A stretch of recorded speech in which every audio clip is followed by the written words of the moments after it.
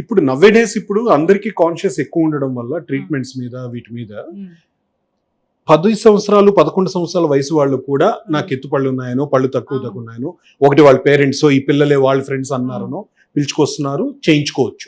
కానీ ఇందులో ఏంటంటే పేరెంట్స్ గుర్తుపెట్టుకోవాల్సింది, పాలపళ్ళ టైంలో ఉన్న టైంలో వాళ్ళు మేజర్ గా గుర్తుపెట్టుకోవాల్సింది ఏంటంటే వాళ్ళు ఏ హ్యాబిట్స్ లేకుండా పెదాన్ని చెక్కకుండా ఉండడం, నోట్లో వేలు పెట్టకుండా ఉండడం, ఇలాంటి జాగ్రత్తలు వాళ్ళు తీసుకునేటట్టు చూడాలి. సో అప్పుడు వేసే ఆ బేస్ వల్ల చాలా వరకు ప్రాబ్లమ్స్ కంట్రోల్ అవుతాయి.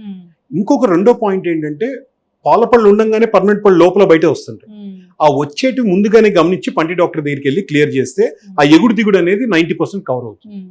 దాని తర్వాత కూడా ఇప్పుడు ఏంటంటే పేషెంట్కి వయసు బట్టి వాళ్ళ ఎముక బట్టి అవసరాన్ని బట్టి 11వ సంవత్సరం నుంచి కూడా మనకు ఈ ఆర్థో ట్రీట్మెంట్ స్టార్ట్ చేస్తారు.